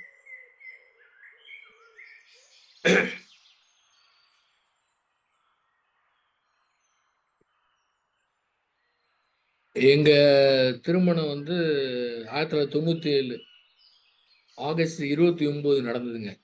30ஆம் தேதி தான் மனைவியோட வேட்பு நாள். நாங்க கரூர்ல ஒரு 13, 14 ஜோடி. மேரேஜுக்கு அடுத்த நாள் அவங்க கோயம்புத்தூர்ல மகரிஷி மனைவி நல வேட்பு நாள் நடத்துனாங்க. அதுக்கு நாங்க போயிருந்தோம். அங்க மைக்ல இன்ட்ரோடியூஸ் பண்ணாங்க. இன்றைக்கு ரொம்ப இளஞ்சோடி வந்திருக்கிறாங்க. நேத்து தான் திருமணம் ஆனது. இன்னைக்கு மனைவி நல வேட்பு நாள் வந்திருக்கான்னு எங்க 2 பேத்தையும் சொன்னாங்க. நாங்க 2 பேரும் போய் மகரிஷி பீடத்துல அவர் கால்ல விழுந்து வணங்கி நாங்க ஆசீர்வாதம் வாங்கிக்கிட்டோம். அப்பதான் ஒரு கவி சொன்னாரு மகரிஷி. 2 பேரும் ஒருத்தருக்கு ஒருத்தர் மனதுக்குள்ள ஏற்படக்கூடிய உணர்வுகளை கூர்ந்து உணர்ந்து பார்த்து அந்த மாதிரி நடந்துக்கணும்னு சொன்னார். ஊடல் அப்படின்னா என்னங்க? ஊடல்னா கோவிச்சுக்கிட்டு பேசாம இருக்கிறது ஊடல் அல்ல. அந்த மாதிரி பேசாம இருக்கும்போது ஒருத்தர் ஒருத்தர் மனதை அமைதியான நிலையில இருந்து ஒருத்தர் ஒருத்தர் மனதை ஊடுருவி பார்க்கறது. யார் மேல மிஸ்டேக்குன்னு ஊடுருவி பார்க்கறது. அந்த அமைதியான நேரத்துல சண்டை வந்ததுக்கு பிறகு 1/2 மணி நேரமோ 1 மணி நேரமோ அந்த 2 பேருடைய தன்மை பொறுத்து 1 நாளோ இல்லை 1 வாரமோ இதெல்லாம் எப்படின்னு பார்க்கறனா அதுக்கு பேர் ஊடல். ஊடல்னா ஊடுருவல். ஊடுருவல்னா அவங்களுடைய மனதை ஊடுருவி அங்க மனம் எப்படி இருக்குன்னு பார்க்கணும். இந்த இதுக்கு ஏற்படுறதுக்கு காரணம் யாரு காரணம்? நம்முடைய தவறு என்றால் தன்னை திருத்திக்கணும். இன்னொருத்தருடைய தவறு என்றால் மன்னிச்சு ஏத்துக்கணும். முடிஞ்சு போச்சு. அங்க ஊடல் முடிஞ்சுது. அது 1 நிமிடம் தான் இருக்கணும். ரொம்ப நேரம்லாம் நீடிக்கவே கூடாது. இப்பெல்லாம் இளைஞர்லாம் ரொம்ப பேர் இந்த சாரி கூட கேட்கறது. அது கூட ஈகோ. தப்பே கிடையாது. விட்டு கொடுக்கறதுனா என்ன? ரோட்ல போற ஆளுக்கு அவங்களுக்கு விட்டு கொடுக்க சொல்றாங்க. வீட்டுல இருக்கிற ஆளுக்கு விட்டு கொடுக்க முடியாதா? ரோட்ல முன்ன பின்னேத்த ஆளுங்களை விட்டு கொடுக்கணும்னா முடியாதுங்களாம். நமக்காகவே இருக்கிறாங்க. நம்ம மேல அன்பு வச்சிருக்கிறாங்க. எவ்வளவு நன்மை எல்லாம் பண்ணிரு. இந்த ஒரு ஆளுக்கு விட்டு கொடுக்க முடியல. என்ன வேலை பாருங்க.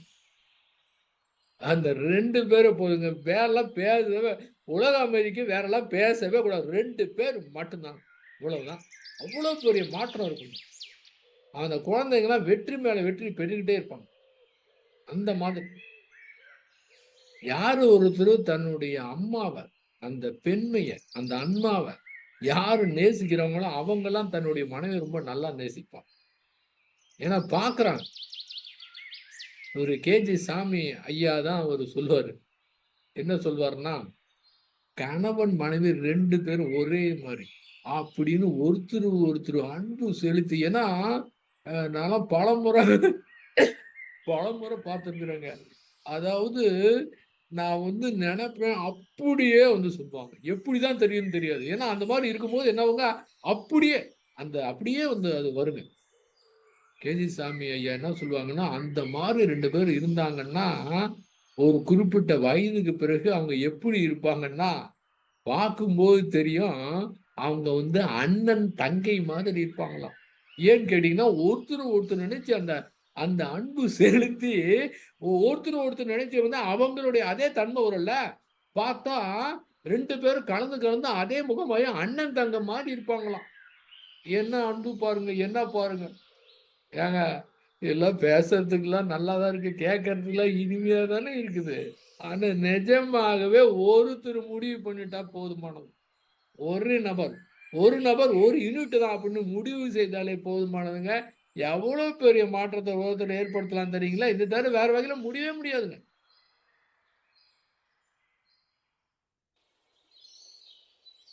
ஒருத்தர் மகரிஷி கிட்ட கேட்கிறாரு, ஏங்க நான் 9 மணிக்கு ஆபீஸ் போகணும். நல்லாவே தெரியும்.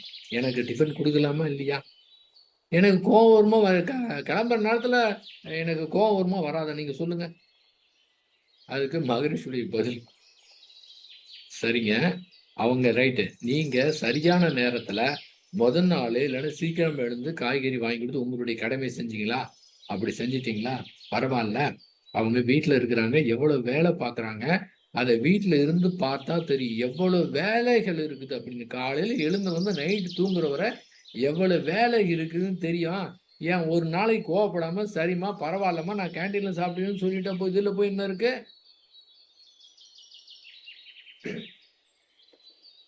இதே கேள்வியை ஸ்ரீ பகவத் ஐயா கிட்ட கேட்குறாங்க.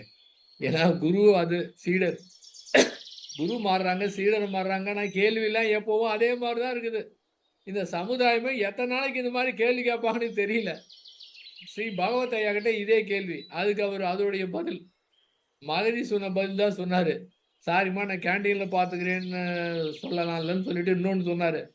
ஏங்க காலையில இருந்து நீங்களே டிஃபன் பண்ணுவீங்களே. அதுக்கு கேள்வி கேட்டவர், அது சரிங்க.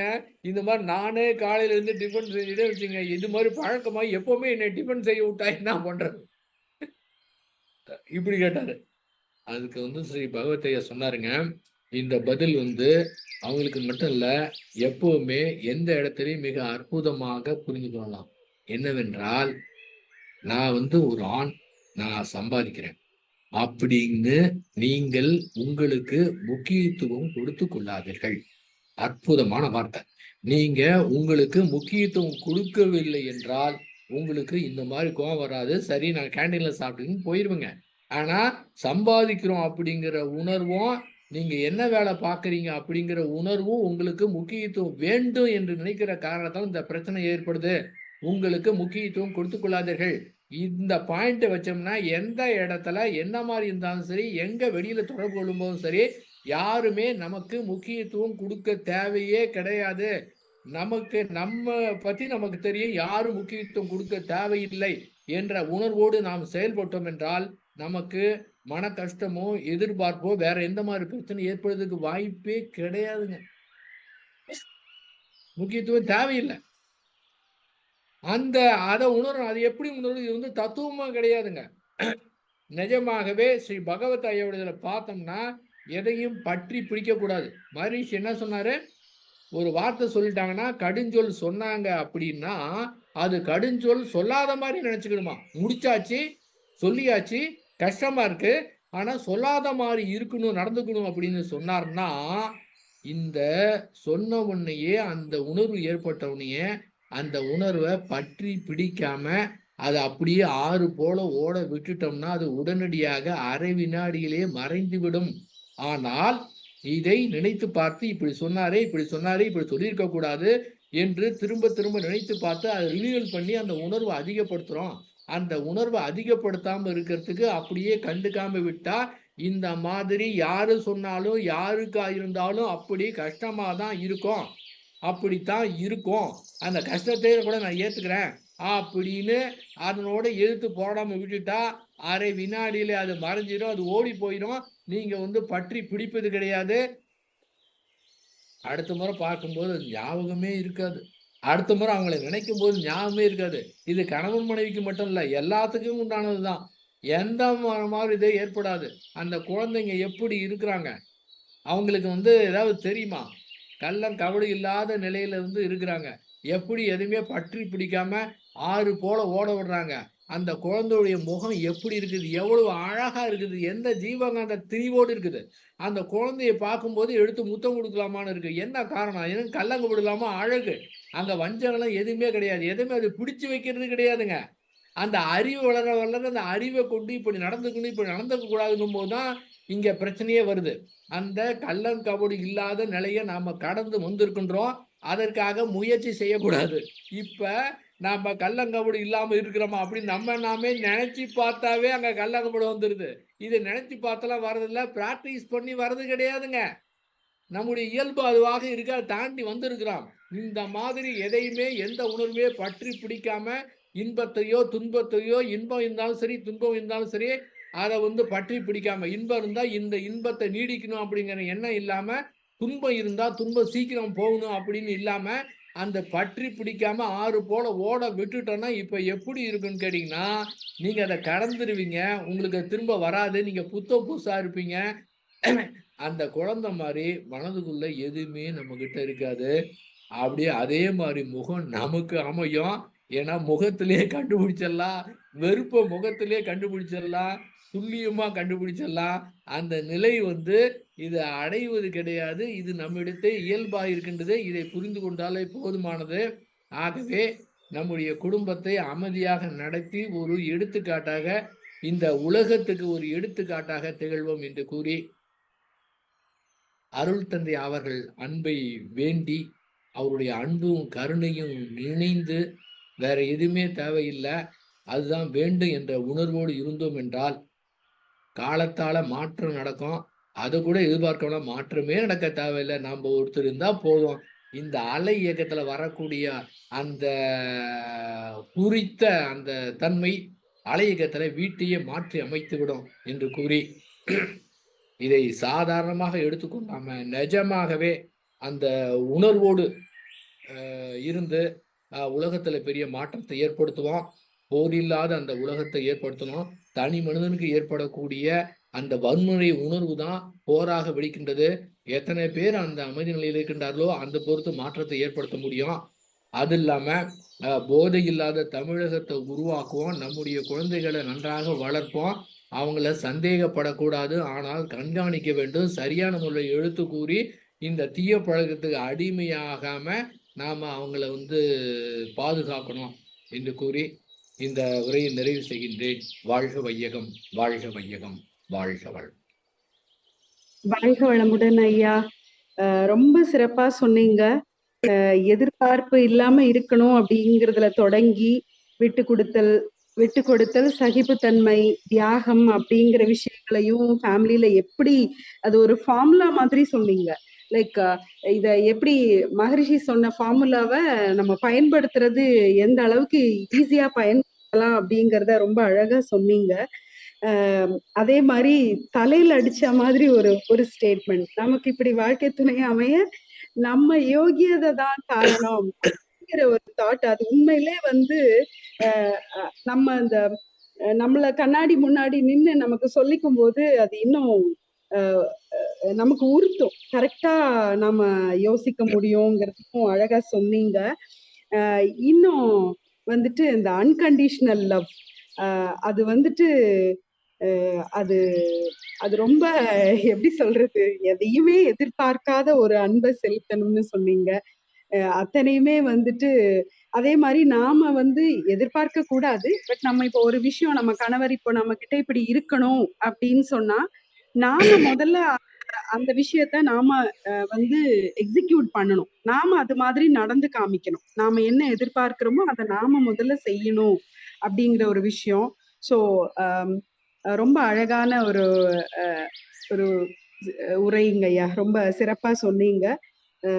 இந்த ஒரு சிறப்பான உரைக்கு உரையாற்றிய உலக நல தொண்டர் மனோகரன் ஐயா அவர்களை அனைவரும் மனதார துரியத்தில் நின்று வாழ்த்துவோம்.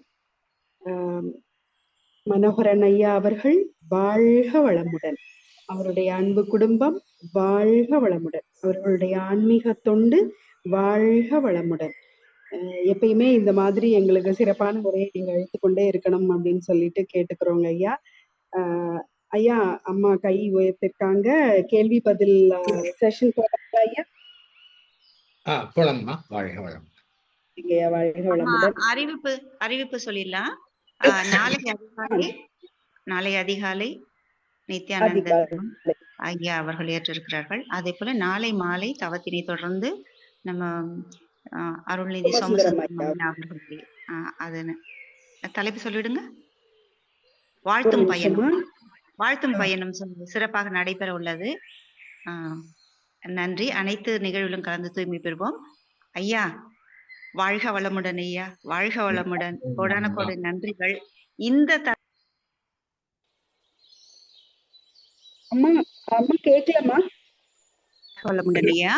என்னன்னா, யாருமே சொல்ல மறந்த கதைன்னு ஒரு இருக்கு.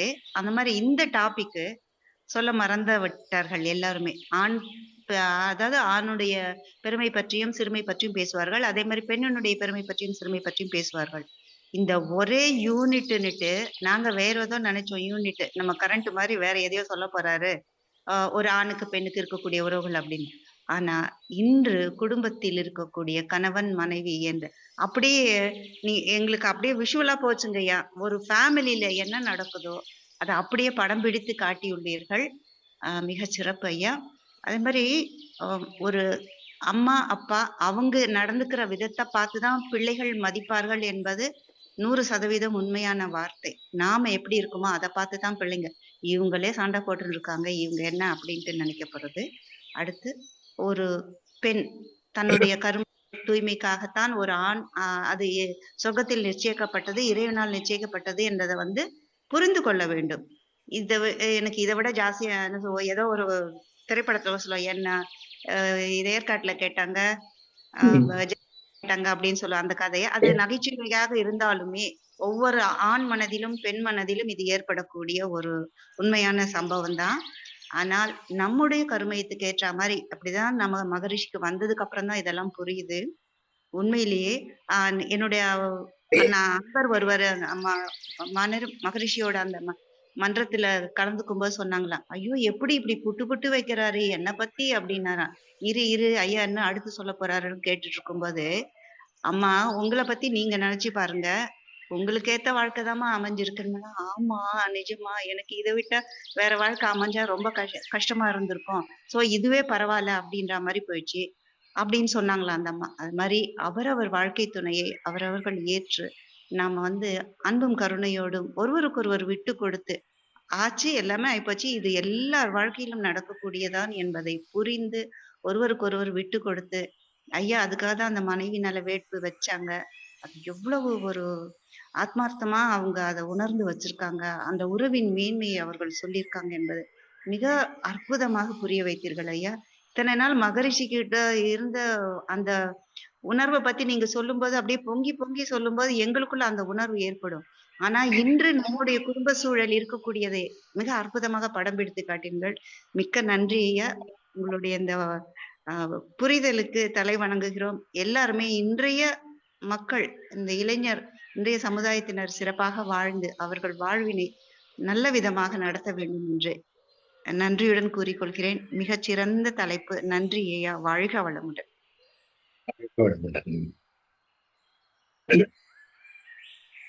அம்மா கேள்வி பதில் செஷன் போலாமா அம்மா? ஐயா போலாங்களா?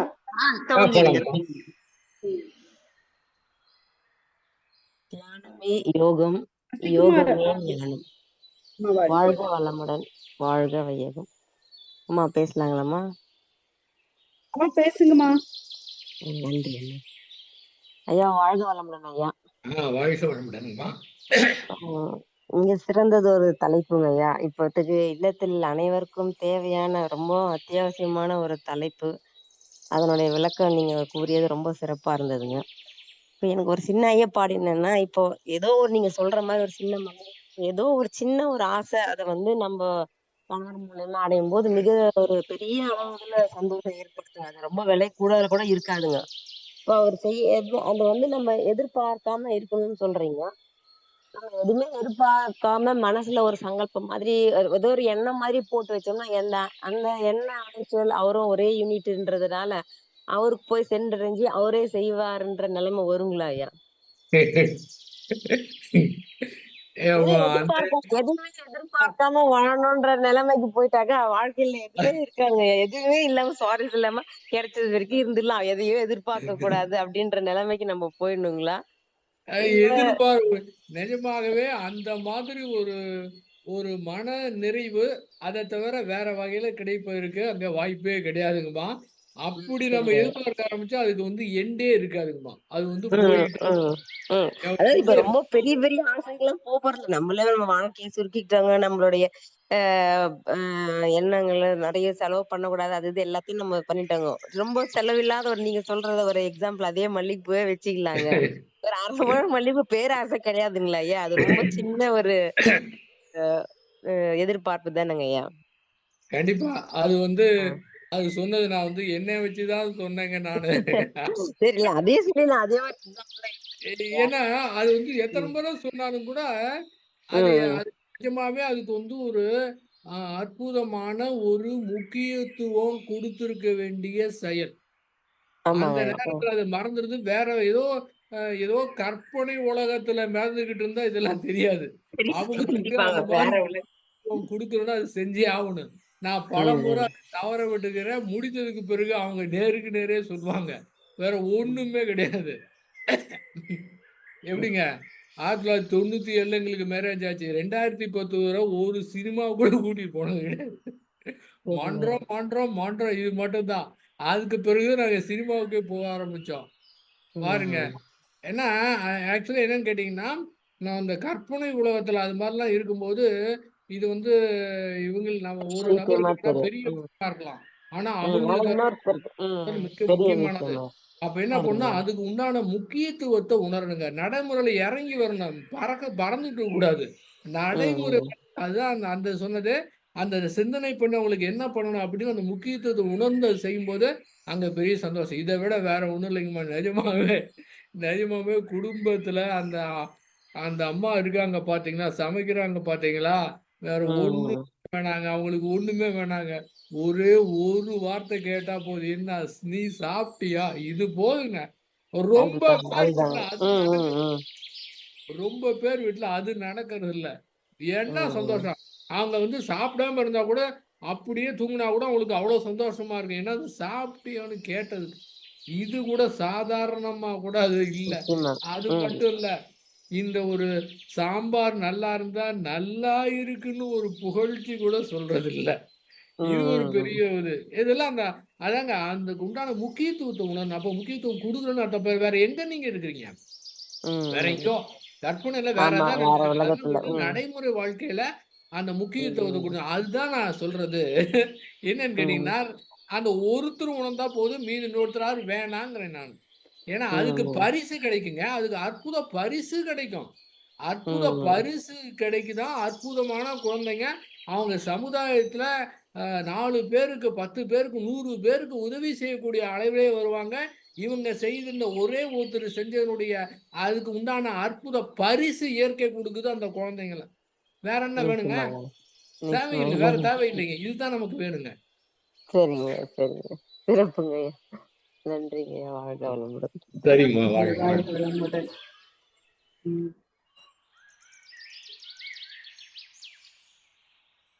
வேற கேள்விகள்?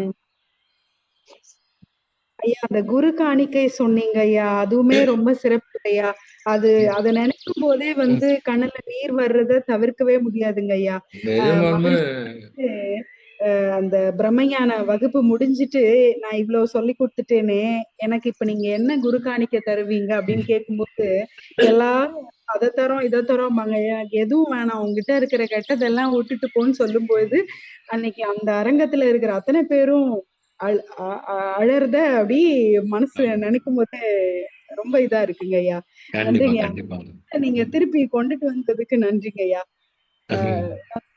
குருவுடனான அந்த நிகழ்வு எப்பயுமே வந்து உள்ள வரும்போதுட்டு இன்னும் கொஞ்சம் நம்ம ஆழமா அங்க கனெக்ட் ஆகுறோம் இல்லையா?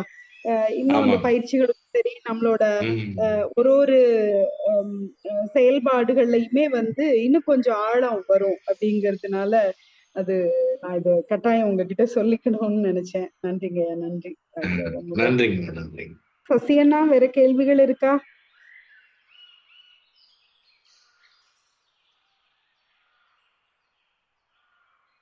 வாழ்க வளமுடன்மா. அதாவது அ இன்னைக்கு சப்ஜெக்ட் கணவன் மனைவி சப்ஜெக்ட்னால கணவன் கேட்டா மனைவி பிரச்சனை வந்துரும், மனைவி கேட்டா கணவன் கிட்ட பிரச்சனை ஒரே வந்துருமா? அந்த பிரச்சனையில யூனிட்ன்னு சொல்லி நீங்க அந்த கேள்வி பிரச்சனையில கேட்க இப்ப வேணாம்னு மாட்டிக்க எடுத்துட்டீங்க. வேணாம்னு யாரும் கேள்வி கேட்காம இருக்கிறாங்களோ என்னவோ. இல்ல ஆனா நீங்க இந்த இந்த இந்த பூ சொன்னாங்க இல்லையா? ஐயா சொன்னதும் சரி, ஐ மீன் அம்மா சொன்னதும் சரி, இது எல்லா வீட்லயும் உள்ளது. கிட்டத்தட்ட நான் பல வருடங்கள் வந்து இவர் வாங்கி குடுத்தா மட்டும் தான் பூ வைக்கணும்னு இருந்தேன். மனுஷன் வாங்கியே தரல. நானும் வைக்காமலே இருந்தேன். அப்புறம் சரி போ விட்டு குடுத்தேன். கடைக்கு போகும்போது, "அப்படியே நீ வாங்கிக்கோ" அப்படிம்பாரு. அது வாங்கிட்டு வந்து வீட்டுக்கு குடுத்தா அது நல்லா இருக்காதாம். அவங்களுக்கு மாதிரி இருக்குமாம். அந்த மாதிரி தான் சொல்லுவாங்க. அது மாரி ஐயா சொன்ன மாதிரி, சாப்பிட்டியா? அப்படிங்கிற அந்த ஒரு வார்த்தை, அந்த சின்ன சின்ன விஷயங்கள் வந்து ஒரு ஒரு நல்ல ஒரு ரேப்போ குடுக்கும். பட் அது ஆல்மோஸ்ட் எல்லா குடும்பங்கள்லயுமே உள்ளத அப்படியே கண்ணாடி மாரி காமிச்சிருக்கீங்க. வாழ்க வளமுடன். வாசப்படிமா. எல்லார் வீட்லயும் வாசப்படி இதேதாம்மா. இனிமேலாவது கணவர்கள் திருந்துவோம் என்று உறுதியளிக்கிறோம்மா. வாழ்க வளம். வாழ் வாழ்க வளமுடன். ஐயா வாழ்க வளமுடன் சொல்லுங்கய்யா. வாழ்க வளமுடன். ஐயா வாழ்க ஆஹ், வளமுடன். சொல்லுங்கய்யா. சில ஐயா உண்மைகளை சொல்லுங்கய்யா. உண்மையா வெளிப்படையா இப்ப சொல்லிடலாமா? சொல்லுங்கய்யா, சொல்லுங்கய்யா. கண்டிப்பா கண்டிப்பாங்க. இப்போ இந்த மல்லிகைப்பூ மல்லிகைப்பூ விஷயமே வச்சுக்குவோம். இப்போ அதுல என்ன அப்படின்னா, இந்த சின்ன சின்ன விஷயங்கள் இருந்தால் திருப்தியாக இருக்கும் அப்படின்னு சொல்றாங்க. என்னுடைய அனுபவத்தை சொல்றேன். நானும் இதெல்லாம் வாங்கி கொடுக்க மாட்டேன். இப்போ இந்த சின்ன சின்ன விஷயங்கள் எல்லாம் கொடுக்கிறவர்களிடம் பெரிய பெரிய நிலைகளில் இருக்கக்கூடிய அன்பு குறைகிறது. இந்த சின்ன சின்ன விஷயம் வெளியில செய்ய மாட்டாங்க, ஆனா உள்ள வந்து பெரிய அளவுல அன்பு வச்சிருப்பாங்க. உங்களுக்கு சின்ன சின்ன விஷயம் வேணுமா, பெரிய அன்பு வேணுமா? சிறப்புங்கய்யா. ஐயா எனக்கு ஒரே எதிர்பார்ப்பே பதில்ல இல்ல ஐயா. இல்ல. நான் விட்டுட்டேன். இதெல்லாம் ரொம்ப வருஷம் முன்னாடி அதை சொல்லல. ஐயா.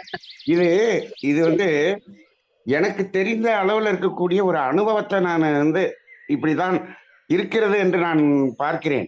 ஏன்னு சொன்னா, உண்மை ஐயா. அந்த சின்ன சின்ன விஷயங்கள் பண்றாங்க பார்த்தீங்களா? சின்ன சின்ன விஷயங்கள் பண்றவங்க, அவங்க ம். வாழ்க்கையில் எப்படி எப்படி நடந்துகிட்டு இருக்காங்கங்கிறது வந்து அவங்களுக்கு உண்மைங்க ஐயா. தெரியவே தெரியாது. இல்ல அவங்க அதையெல்லாம் சைடுல நிறைய அதையெல்லாம் தெரிந்ததனால் நான் சொல்லுகிறேன். அப்படி இருக்கவங்கள்ட்ட எல்லாம் நிறைய பேர்கிட்ட நான் பழகுனதுனால நான் சொல்றேன். இந்த புறத்தில் நன்றி. சின்ன சின்ன விஷயங்கள். இது இன்னைக்கு காலையில கூட நம்ம வந்த உயர் புகழ்ங்கிறதுல பேசணும். கட்டாயம். வாய் விட்டு வாழ்த்துறது, புகழ்றது அப்படிங்கிற பிரமாதமா பேசுனீங்க, பிரமாதமா சொன்னீங்க அப்படின்னு ஆமா அப்படின்னு வருது இல்லையா? இப்ப இது ஆமா கூடாதுன்னு இன்னைக்கு காலையில பேசணும். ஆமாங்க ஐயா. பேசணும். ரைட்டுங்களா? ஆனா ஆமாங்க. இப்போ அதே சமயத்துல ஒருத்தர் நல்ல கச்சேரியில பாட்டு பாடுறாரு. நம்மளை அறியாம என்ன பண்ணிரும், அப்படியே ஒரு உணர்வு கூட நம்ம கைதட்டுறோம். அதுல நம்ம என்ன பண்ணிட்டோம், அதை வெளிப்படுத்திட்டோம். அதுக்கப்புறம் போய் இன்னைக்கு நீங்க இந்த இடத்துல பிச்சு உதறிட்டீங்க, அப்படி இப்படி அப்படின்னு சொல்றாங்க பாத்தீங்களா? அந்த இடத்துல அது உண்மை, முழுமையான உண்மை இல்லை. ஆனா அந்த கைதட்டினது 100% உண்மை. அது அது உண்மையான உணர்வு. இந்த இடத்துல இந்த வாயால சொல்றதுல அது எல்லாமே பொய்ன்னு சொல்ல முடியாது. 90% வந்து அவங்களுக்காக சொல்றது. இப்ப அங்க போய் பாராட்டினவர் அதே போல அவரை எல்லாரிடம் பாராட்டுகிறாரா என்று கேட்டால் இருக்காது. நீங்கள் உண்மைங்க. நேருக்கு நேராக பாராட்டி நேருக்கு நேராக இருக்கிறவங்க அவங்க அடுத்து அந்த அதை எப்படி வேற பக்கம் ரியாக்ட் பண்றாங்க இப்படின்னு பல பேருடன் நம்ம அந்த ஒரு ஒரு ரிசர்ச் பண்ணி பார்த்தோம்னா தெரியும். இப்போ சின்ன சின்ன விஷயத்தை வெளிப்படையா சொல்லாம இருப்பாங்க, உள்ளுக்குள்ள ஆழமான அன்பை வைத்திருக்கிறார்கள். இது என்னுடைய கருத்து. இது அஹ், எப்படிங்கிறது நீங்க வழிமொழிகிறோம் தான் ஐயா. சொல்லணும். இதை மிக ஏற்றுக்கொள்கிறோம் மிக அண்ட் சரி ஐயா, மிக வழிமொழிகிறோம். மிக சரியான ஐயா நானா முடிக்கிறேன் ஐயா. ஐயா ஐயா வாழ்க வளமுடன். அஹ், நன்றி ஐயா, மிக்க நன்றி. ஏன்னா உங்களுடைய தரப்பு நியாயத்தை நீங்க சொன்னீங்க. இதே அஹ், மாதிரிதான் என்னுடைய கணவரும் இப்படிதான் சொல்லுவாரு. எனக்கு வந்து வெளிப்படுத்த தெரியாது, நான் இப்படித்தான் உம், இருப்பேன் அப்படின்னுவாரு. சோ அதனால நான் அவர்கிட்ட எதிர்பார்க்கவே மாட்டேன். அப்படியே உம், எங்களோட உம், 30 இயர்ஸ் லைஃப் போச்சு. ஏன்னா அஹ், நானே வந்து அதாவது உனக்கு அந்த டேலண்ட் இருக்கு, நீ செஞ்சுக்கோ அப்படின்னுவாரு. சோ உம், எங்கேயுமே உம், ஈவன் வெளியில போனா கூட ஒரு லக்கேஜ் கூட அவங்க எடுக்க மாட்டாங்க, கை வீசிட்டு தான் வருவாங்க. ஆனா நான் இது உம். வந்து அதை எதிர்பார்க்கவும் மாட்டேன். இப்போ ஐயாவும் இப்போ அதேதான் சொன்னாங்க. இல்லைங்கம்மா, இப்ப சொல்லுங்க. ஐயா பேசும்போது முத மகரிஷிகிட்ட போய் ஐயா அவரு ஒரு சின்ன இந்த 9 நல்லதுல 1 குறைன்னு சொன்னாங்க பாத்தீங்களா? ஆமாங்க. இப்போ இந்த 1 குறை அப்படிங்கிறது வந்து இந்த மாதிரி சின்ன சின்ன விஷயங்கள். ஆனா 9 நல்லது ஆமா பெரிய பெரிய விஷயங்களா இருக்கு. ஆமா ஆமா இப்ப ரொம்ப உண்மை பர்ஃபெக்ட்டா சொன்னீங்கய்யா. உண்மைங்க. இதுவும் கரெக்ட் தான். ஆஹ், இதுல என்னன்னா ஒருவருக்கொருவர் விட்டு கொடுத்து போக வேண்டும் என்ற தன்மை வரணும். ஏன்னா உம், உன்னை உம், விட்டா உம், எனக்கு யாரும் இல்லை, என்னை விட்டா உனக்கு யாரும் இல்லைன்ற ஒரு அந்த உம். மியூச்சுவல் அண்டர்ஸ்டாண்டிங் வந்துருச்சுன்னா இந்த சின்ன சின்ன எதிர்பார்ப்புகள் கூட வராது. அப்ப அந்த பெரிய விஷயம் எவ்வளவு பெரியதாக இருக்கும் என்பது அவங்களுக்கு தெரியும் உம், இல்லைங்களா? உம். அவங்க நான் வாங்கி என்ன கொடுத்து சொல்றேன், இன்னொன்னு வந்து இந்த இடத்துல இது கொஞ்சம் சென்சார் பண்ண வேண்டிய விஷயமா கூட இருக்கலாம். ஒருத்தர் மல்லிகைப்பூ வாங்கிட்டு வர்றாருன்னு சொன்னா அவர் எதிர்பார்ப்போடு தான் மல்லிகைப்பூ வாங்கிட்டு வர்றாரு. ஆமா அவர் செய்த தவறை மறப்பதற்காக இல்ல அப்படின்னு இல்ல சொல்லலாம். இல்ல இல்ல இல்ல அவர் வேற ஏதோ எதிர்பார்ப்போட தான் வாங்கிட்டு வர்றாரு. ரைட்டுங்களா? அப்ப ஏன்னா அதுலயும் ஒரு எதிர்பார்ப்பு இருக்கிறது. ரைட்டுங்களா? சரி. இப்போ இது வந்து சாதாரணமா இப்ப வாங்கி கொண்டு வர்றதுங்கிறது வேற. இப்போ 2 பேர் கோயிலுக்கு போறாங்க, அந்த இடத்துல பூ வைக்கிறாங்க. அப்ப இப்போ இவங்க அங்கன போய் வண்டி நிக்கிறோம், வாங்க அவங்க வந்து கேட்கறாங்க. உடனே வாங்கணும்னு இவர் காசு எடுத்து கொடுக்குறாரு. இல்ல இல்ல நீயே வாங்கிக்கன்னு சொல்றாரா? இவர் காசு கொடுக்குறாரா? கொடுக்குறாரு. அப்ப ஆமா அவர் வந்து உங்களுக்கு வாங்கி கொடுக்க கூடாதுன்னு ஒண்ணு இல்ல. அவரு தெரியல. வீட்டுக்கு வரும்போது அங்க இருந்தே வாங்கிட்டு வர்றாரு அப்படின்னு சொன்னோம்னா அது அது ஏதோ ஒரு எக்ஸ்பெக்டேஷன் அப்படிங்கிற மாதிரி புரியுதுங்க ஐயா. இருக்கு. ஒண்ணு ரொம்ப எக்ஸ்பெக்டேஷனா இருக்கலாம், அல்லது எதையாவது மறைப்பதற்காக இருக்கலாம். அத சரியா சொன்னீங்கய்யா. நிச்சயமா அதுதான். ஆஹ் இப்ப ஏன்னா என்னன்னா ஒரு சின்ன தன்மை விஷயத்தை கொடுத்து பெரிய விஷயத்தை மறைப்பதற்கு இது இருக்கும். ஆனா இந்த மாதிரி சின்ன சின்ன விஷயங்கள் எதுவும் செய்யாதவங்கள்ட்ட எந்த தவறும் இருக்காது. அவங்க பிராங்கா இருப்பாங்க, பிளாங்கா இருப்பாங்க, ரொம்ப உண்மையான அன்பாக இருப்பாங்கங்கிறது என்னுடைய கருத்தாக இருக்கிறது. இது ஐயா இல்லையே இல்ல மனோரடைய என்ன உண்மை சொல்றாங்கன்னு உண்மை தெரியல. இல்ல இல்ல உண்மைதான் உண்மையான ஐயா. கருத்தாக இருந்தாலும் உண்மைதாங்க. கூடங்கய்யா, அஹ், அஹ், பக்கத்துல என்னுடைய மனைவி சொல்றாங்க, அந்த அஹ். பெருசோடு இந்த சின்னதையும் செய்தால் என்ன அப்படிங்கிறாங்க. அது ரைட்டு அதோட சேர்த்து இதையும் செய்தால் நல்லாவே இருக்கும். அந்த அளவுக்கு கொடுப்பனை இல்லையேங்க. போதும் நன்றி. என்ற ரொம்ப மனமே பொன்னை ரொம்ப மருந்த ஐயா. சுவாரஸ்யம். போதுங்க ஐயா, இது மிக சிறப்பா இருந்தது. வாழ்க்கை ரொம்ப அவங்களுக்கு சுவாரஸ்யம் மிக்கது. சரி. எல்லாருமே அனுபவிப்போம். ஆஹ் அஹ், ஒருவருக்கொருவர் விட்டு கொடுத்து வாழ்வோம். ஏன்னா அது ரைட்டு. எங்களுடைய அனுபவத்தில் இது ம், நடந்தது. ம். அத நான் எதிர்பார்க்கவே இல்லை. நீங்க சொன்ன மாதிரி கோயிலுக்கு போனா காசு கொடுப்பாங்கன்னு எங்க வீட்டுல அது கூட பண்ண மாட்டாரு. ஓரமா நின்னுட்டு நான் தான் எல்லாத்தையுமே போய் வாங்கிட்டு வருவேன். சோ அதை நான் எதிர்பார்க்கவே மாட்டேன். அப்படியே எனக்கு பழகி போச்சு. அதே மாதிரி இப்போ இப்ப இருக்க பிள்ளைங்களும் நான் அண்டர்ஸ்டாண்ட் பண்ணிக்கிறேன். நான் வந்து இந்த மல்லிகைப்பூ வாங்கிட்டு வர்றது இந்த மாதிரி சின்ன விஷயங்கள்லாம் பண்ண மாட்டேன். ஆனா இப்போ இன்னைக்கு நம்ம ஒரு அவங்களுக்கு சேலை எடுக்க போறோம். இப்போ ஒரு சேலை எடுக்கிறதுனா போயிருப்போம். அங்க போய் பார்த்து எல்லாம் பார்த்துட்டு ரெண்டு செலக்ட் பண்ணிடுறாங்க. இந்த ரெண்டுல ஒன்றை செலக்ட் பண்ண முடியல. ரெண்டுமே நல்லா இருக்குன்னு சொல்றாங்க. அவன் கடைக்காரன் என்ன சொல்றான், அம்மா ரெண்டுமே நல்லா இருக்கு, ரெண்டுமே எடுத்துங்க இப்படின்னு சொல்லிக்கிட்டே இருப்பான். அப்ப நான் ஒவ்வொரு தடவையும் அந்த ரெண்டுக்குமே நான் பில்லு கொடுத்துட்டு வந்திருக்கிறேன். சரிங்களா? அப்ப அதனால இந்த ஒரு சின்ன விஷயத்தினால அது அவர்களிடம் அன்பு இல்லைன்னு நம்ம எடுத்துக்க நம்ம முடியாது. வந்துடக்கூடாது. அந்த மாதிரியாக அவரவர் தன்மை இருக்கிறவர்கள் ஆத்மார்த்தமான அன்பானவர்கள் அப்படிங்கிறத எடுத்துக்கலாம். ஆனா அம்மா மனோகரன் ஐயா அம்மா வீட்டுல சொன்ன மாதிரி இதோட அதுவும் இருந்திருந்தா இன்னும் கொஞ்சம் நல்லா தான் இருந்திருக்கும். எல்லாமே நல்லா ஐயா, இருந்தா ஒரு தகட்டி போயிரும் இல்லையா? அதனால இப்ப நம்ம சாதத்துல சாப்பாட்டுல ஸ்வீட்டு எல்லாம் வச்சு கரைச்சல் ஒரு கசப்பு ஒரு துவர்ப்பு ஒரு ஊறாயும் வச்சிடறோம் இல்லையா? அது மாதிரி அதாவது இந்த ஒரு நல்லதுங்க. ஐயா, அந்த பெண்கள் தரப்பு இத பத்தி பார்க்கும்போது அந்த சின்ன விஷயமாவது நாங்க என்ஜாய் பண்ணக்கூடாதான்னுவாங்க. இவங்க என்ன சொல்றாங்க, நான் பெரிய விஷயத்தையே செய்யலாம், அது என்ன ஒரு சின்ன விஷயம் அப்படின்னு சொல்லுவாங்க. சோ இது வந்து ரெண்டுமே பேலன்ஸ் பண்ணி போனோம். அதுக்குதான் அந்த ஒரே யூனிட் என்ற தலைப்பு ஐயா சிறப்பா எடுத்திருக்காங்க. நன்றி ஐயா. வாழ்க வாழ்க வளமுடன். வாழ்க நன்றி வாழ்க வளமுடன். வளமுடன். Spiritual understanding ல சிறப்பா கணவர்களுக்காக வாழ்க. பேசியதற்காக நன்றி ஐயா. வாழ்க வளமுடன். வாழ்க வளமுடன். நன்றி வாழ்க ஐயா. வளமுடன். வாழ்க வளமுடன். நல்ல எல்லாரும் ஒரு கலந்துரையாடல். வாழ்க வளமுடன். ஆமாங்க. வாழ்க நன்றி வளமுடன். ஐயா. நன்றி சிறப்பா நன்றி. இருந்தது. அதற்கு ஐயாக்கு தான் நன்றி சொல்லணும். நன்றி இந்த சொல்லணும். மலர்வண்ணனுக்கு நன்றி சொல்லணும். நன்றிங்கய்யா.